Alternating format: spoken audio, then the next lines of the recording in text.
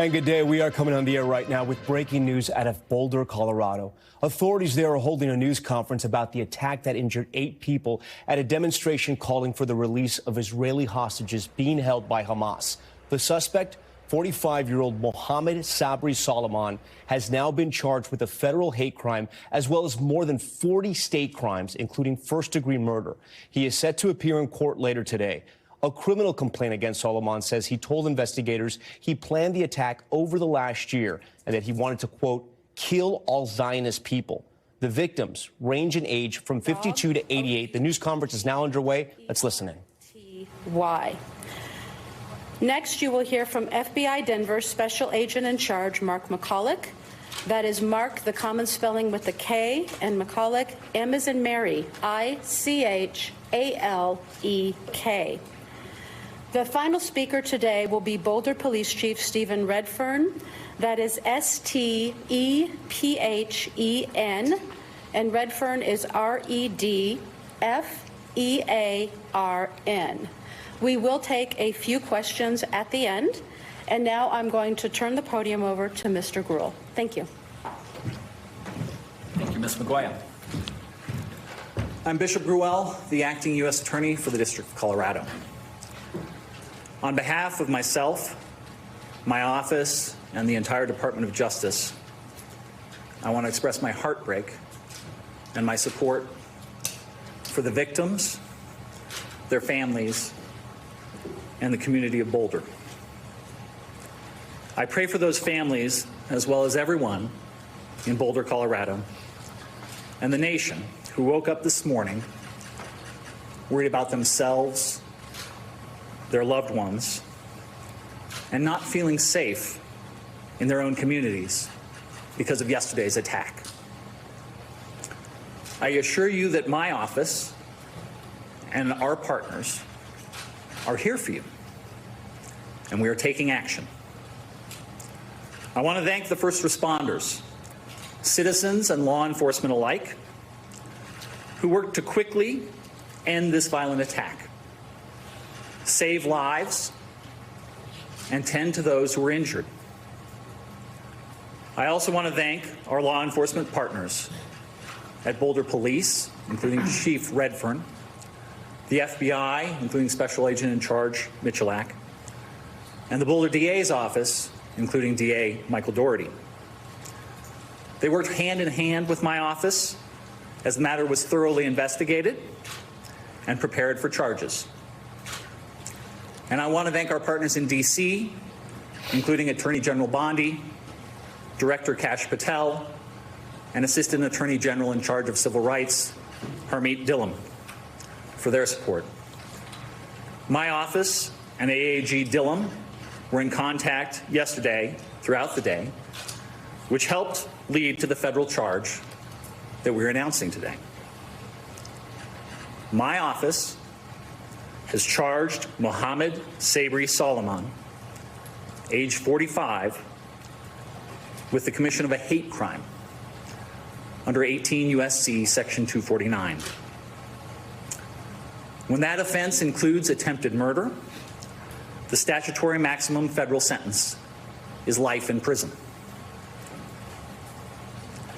No one should ever be subjected to violence of any kind. But our laws recognize that such violence is particularly pernicious when someone is targeted because of their race, their religion, or their national origin. According to our complaint and the charges brought by DA Doherty's office, Mr. Solomon stated that he had been planning this attack for a year. And he acted because he hated what he called the Zionist group.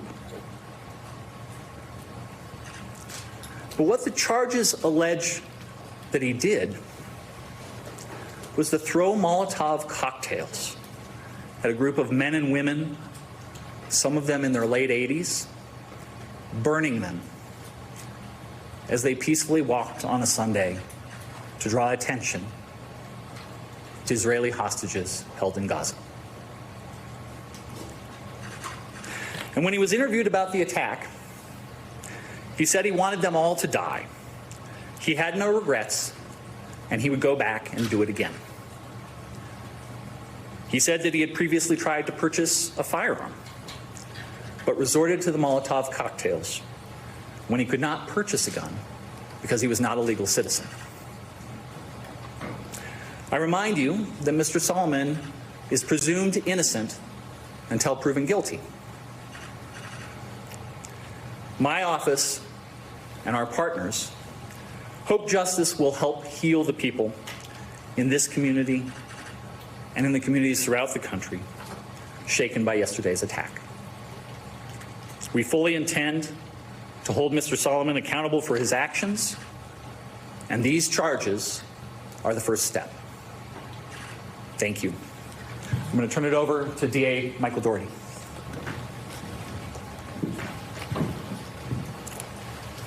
Good afternoon. I'm Michael Doherty. I'm the District Attorney for Boulder County. I appreciate the members of the media who are here today so we can help provide this update to a grieving and traumatized community. What you see here today is us standing shoulder to shoulder, ensuring that justice is done in response to this tragic and terrible attack. We stand united in denouncing hate, terror, and violence in this community. We're united in condemning acts of anti-Semitism, hate, and violence, and we're also united in a strong response to this horrific attack. I stand with this community and the people of the state of Colorado against hate and terror. And we are united in our commitment, both at the federal level and the state level, in pursuing and securing justice for the victims of this mass attack and for the communities that we serve. Boulder is a beautiful and special place, but we're not immune from mass violence or hate crimes, including violent acts of anti-Semitism that impact far too many communities across this country. And yesterday afternoon, on a beautiful day here in Colorado, a number of people participated in a peaceful walk and gathering on Pearl Street here in Boulder. It is a place where a lot of people gather every day. And the ones who joined in this peaceful gathering are now the victims of a senseless, unjustified, and horrific mass attack. And to all the victims, their loved ones, and to this community, I promise you that each one of us up here today will work tirelessly to ensure that justice is done and the defendant is held fully accountable. I want to recognize, as the U.S. Attorney did, the response by community members who helped in the minutes immediately following the attack and came to render aid to victims who had suffered through a horrific attack upon them. Also, I want to recognize the courage and the rapid response by the Boulder Police Department, who once again were called to respond to a truly horrific attack upon innocent members of our community and responded without a second of delay. I will highlight for you that there were 16 unused Molotov cocktails that were recovered by law enforcement in the hours after the incident took place. 16. So I really want to thank the Boulder Police Department and their law enforcement responders, as well as the first responders who provided medical aid to the victims. But that rapid response, with the recovery of the 16 unused Molotov cocktails, I think speaks for itself. Our office and the U.S. Attorney's Office will be working closely together and in coordination with one another to ensure that the defendant is held fully accountable. As you heard from the U.S. Attorney, the U.S. Attorney's Office will be prosecuting the hate crime against the defendant. Our office will be prosecuting the attempted murder charges and related charges at the state level. This approach will accurately reflect the actions the defendant is alleged to have taken and the harms that he caused. It will allow us to secure a verdict, an outcome, a sentence, whereby he'll be held fully accountable. It's been done, and by it I mean federal and state prosecutions jointly, has been done in other cases. Most recently, the Club Q mass shooting down in Colorado Springs. At the time the arrest affidavit and warrant were filed with the state court yesterday, there were 8 victims identified, and I'll touch briefly now on the charges that were filed at the state level, as well as the possible sentences he faces if convicted on those charges. So there were 16 counts of attempted murder in the first degree. 8 of those counts are for attempted murder with intent and after deliberation. The other 8 counts are attempted murder with extreme indifference. so 16 counts total. If the defendant's convicted and those counts are running consecutive to one another, he would face a maximum of 384 years in state prison. He's also charged with 2 counts of use of an incendiary device. If convicted of those charges and they run consecutive, he would face a maximum sentence of 48 years. He's also charged with 16 other counts of attempted use of an incendiary device. And again, if convicted and if they run consecutive, the maximum on those counts would be 192 years. So 384 years on the attempted murder, 48 on the use of the Molotov cocktails, and then the attempted use would be 192 years. The judge set a $10 million cash-only bond on the state charges. As you are aware, he's going to be going before the judge this afternoon at the jail. I believe that is scheduled for 3:30, but I rely on the sheriff's office to communicate with members of the media of the exact time. Thanks to the investigation by federal, state, and local partners, and I just want to highlight for you, this is a horrific attack. But as district attorney, when I walk into this building and I see the FBI, Boulder PD, and all the law enforcement partners working, it's the exact response I hope to see. The teamwork they demonstrate, the work they put into it. If you were downstairs right now, you'd see incredible law enforcement officers and investigators working calmly, professionally, and tirelessly to ensure we get all the information we need to get the right outcome in the criminal cases that the U.S. Attorney's Office and my office will prosecute. Through their work, we've now identified 4 additional victims, so there's now a total of 12 victims. And as you'll hear from the FBI special agent in charge, we're going to continue to encourage victims and witnesses to come forward and contact law enforcement. But we now have 12 victims, and on the later this week, we'll be filing formal charges against him. That's our normal process. So the filing of formal charges by the district attorney's office will reflect 12 victims, and if more come forward, additional victims as well. On my final note, what I want to stress is this community has experienced too many tragedies: fires, floods, and mass attacks. But each time I've seen this great community respond with strength, resilience, and support for one another. I trust and hope that that will happen again now. That for the many members of the community who have come forward before to help one another, to support one another, to comfort one another, that will happen again today and in the weeks, months going forward. That once again our community will rally to restore peace and to bring support and comfort one another during this dark hour. As your district attorney, I want to remind the members of the media and the community that the defendant's innocent unless and until proven guilty, and the charges are merely allegations. I'm going to turn it over to the special agent in charge of the FBI, and then we're happy to take questions after each one of us is done. Thank you. Good afternoon. I'm Mark McCulloch, Special Agent in charge of the FBI's Denver field office, and want to provide a quick investigative update. The FBI has been here on the scene in Boulder for the past 24 hours, and we stand shoulder to shoulder with the Boulder Police Department and our partners. Their heroic and swift actions clearly saved lives. As mentioned, there were 16 unused Molotov cocktails within arm's reach of the subject at the time of his arrest. So there is no question that the first responders saved lives and prevented further victims from being injured. And I think the fact that we have both federal and state charges within 24 hours of this attack is a testament to the strength of the partnerships, the professionalism of the investigators, and our commitment to the community and to each other to pursue justice. We continue to support the victims, their families, and the greater community with personnel and resources. Our hearts go out to the victims, and we want you to know that we are committed to being here for you. Since 2 o'clock yesterday, more than 30 special agents, intelligence experts, and professional staff have deployed to provide forensic, investigative, and crisis management support, as well as additional resources are being surged from other field offices and at our headquarters in Washington, D.C., and they're on the way. While at this time it appears the perpetrator acted alone, we do continue to investigate all possibilities and pursue all investigative leads. If we uncover evidence that others knew of this attack or supported the subject in this attack, rest assured that we will aggressively move to hold them accountable to the fullest extent of the law. Since the investigation began 24 hours ago, the FBI has conducted 44 witness interviews. We've executed search warrants on vehicles, property, and digital devices.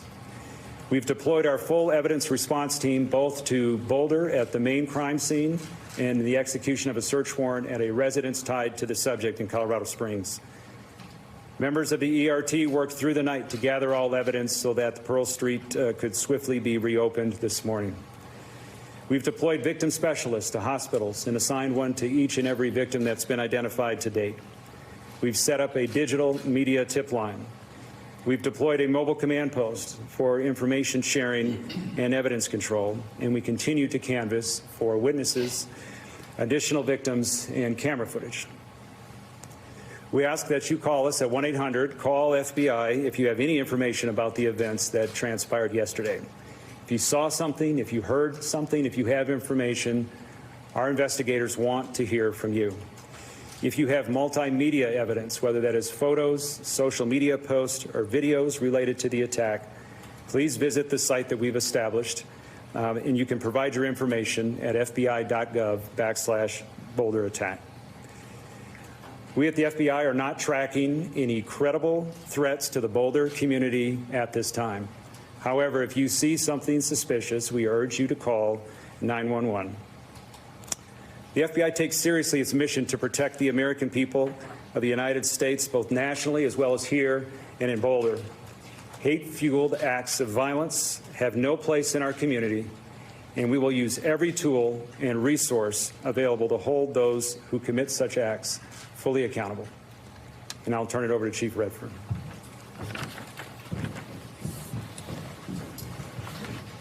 Thank you. Good afternoon. Again, my name is Stephen Redfern. I have the honor to serve as the police chief here in Boulder. I want to give a few updates from the city and the police department before we take some questions. So today, in the aftermath of this heinous terrorist attack in our city, I again want to start with thanking our partners. I think we've all alluded to the importance of partnerships. I can tell you, as I was rushing to the scene yesterday, one of the first or second calls I made was to the special agent in charge, because no matter what this ended up being, I knew we would need help. And once again, the FBI, all of our state, local, and federal partners have stepped up, and we are absolutely in a really good place for 24 hours into this investigation, in my opinion. Michael Doherty alluded to it, but the work that I've seen in this building and out on the street in the last 24 hours is remarkable. And every single person working on this investigation is doing their job above and beyond to bring justice to these victims, including the men that stand behind me here, and I'm grateful. The scene, as you may know, around 2 in the morning, we released the scene. So as of this time, we have no active closures in downtown Boulder. We have no areas closed off. We spent an extensive amount of time yesterday up until the early morning hours today with bomb dogs, our bomb squads, ensuring that there were no other threats in the area, and people were allowed after midnight to go back in, get vehicles, and businesses have been allowed to reopen if they so choose. I can tell you this morning I walked down Pearl Street with members of my team. I interacted with a lot of business owners, community out there, and the way I felt leaving there was I was heartened. I was heartened by the resilience of our community, the positive attitude that people had, the understanding of the inconvenience of yesterday with businesses having to close, and really I walked out of that thinking, you know, we're going to be okay. Once again, as a community, we're going to recover after coming together. A little bit more on community. So we are aware of events this week. We're aware of things coming up in the next, we're looking 7 to 10 days out at other events, and we are going to ensure, along with our partners, that we have adequate coverage, law enforcement coverage, security at any event that's taking place this week. We want to ensure that people feel comfortable and safe in this community gathering and remembering what happened, as well as any other planned events that we have. We will be relying upon our partners, such as the State Patrol, to ensure that we have proper coverage where people can feel safe. Before this attack, we had the Boulder Police Department, the City of Boulder, had very strong relationships with our Jewish community. We even have an officer assigned as a Jewish community liaison with Boulder PD. Those relationships have paid off dividends during this attack, and I know going forward in the aftermath, we're going to continue to work with our community. I've been in contact via phone, email, and text throughout the day and last night with members of our Jewish community. Myself and the district attorney will be leaving shortly to have a meeting with community leaders from our Jewish community as well. The message there, the bottom line message, is we want everyone to feel safe. We will not condone these types of attacks and acts in our community. I will reiterate what was prior said. It is never an inconvenience for someone to call the police if they feel uncomfortable about a situation, if they see something odd, if they see a person acting in a suspicious manner. Let us come out and let us determine if there is some validity to people's suspicions. That's why we are here. So please call us if you see something. Literally, the old see something, say something adage applies here. Please call us if there's anything that's making you feel uncomfortable in the community. And lastly, I just want to say again, we have been contacted, the city and the police department from all over the world, with outpouring of support, messages of support, and I want to thank you. It matters. It makes a difference going forward. So I appreciate all of that.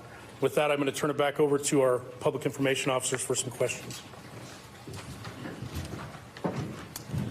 All right, I will try We've to just been call listening on to this people news for conference there in questions, and I Boulder will with both the repeat question FBI once and so local everybody law can hear it, enforcement. and We've then now turn it over learned to that there are experts for 12 answers. victims in Yeah, what those Tony. law enforcement officials are calling a textbook hate crime. Essentially, this man, Mohammed Sabri Salaman, who is now in custody, 45 years old, planned the attack allegedly over a year. He came there with dozens of Molotov cocktails, ready to set them off, ready to kill people. And what he said, he wanted everyone to die. We know that the victims range in age from their 50s to their 80s. Morgan Chesky joins us now live from Boulder. He's been covering this for us. And Morgan, we learned late today that one of the victims is a Holocaust survivor.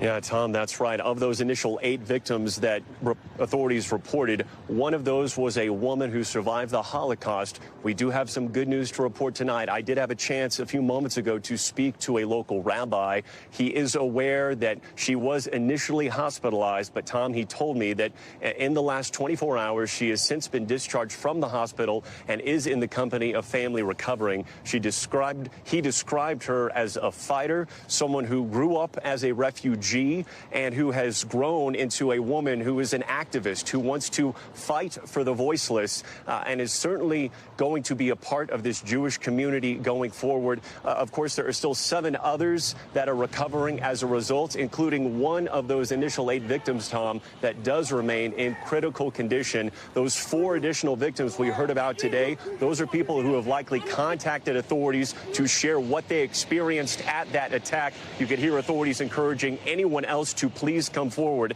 as they're still gathering information, however tragic it may be, on what took place barely 24 hours yesterday. Tom? All right, Morgan, thank you. We do want to tell our viewers that video you're seeing that we're playing is video that was taken moments after the attack. I want to bring in our Tom Winter here, our national law enforcement and intelligence correspondent. The suspect here, police are saying he acted alone. It's a lone wolf attack for now, is what we know. People may be asking a couple questions. How did he get here? We know that his visa was expired. And the second question I have, Tom, is why don't we see yet terror charges just yet? Because this looks like terror, it sounds like terror, and to those victims, I'm sure it felt like terror. I think the big thing on the terrorism front, Tom, they've got a cell phone that was left behind. He left behind messages. He left behind a personal diary, all according to the charging documents. You heard the FBI special agent in charge say, we're executing search warrants. We're going through those devices right now. What he said, what he wrote could be so key to those charges. As far as his immigration status, he apparently applied for asylum. Because those courts are not public, I can't tell you right now where that process sits, whether or not he was here legally or not, whether he had exhausted those, but certainly he had expired that visa. And it does raise questions as to when he got here, what he was doing in Egypt before. They'll look into that, and what his status was at the time this incident occurred. Facing first-degree murder charges, and from what investigators are saying, he has confessed to this crime. Effectively so. After they gave him his Miranda warning, he said what he would act out and do this attack again if given the opportunity. He said numerous statements against the Jewish community and that he wanted people to die here. And so it's very clear from the statements he's offered exactly what his mentality was and exactly what it is that he came to do. Very limited social media profile, no signs that he made threats before, but they'll still go through all of that. They'll be digging into all that. Tom Winter, we thank you. Morgan, as well. That concludes this NBC News special report. We're going to have much more ahead. Network, NBC News Now, online at NBCNews.com, and a full wrap-up tonight on Nightly News when I join you. I'm Tom Yamas in New York. We thank you so much for watching.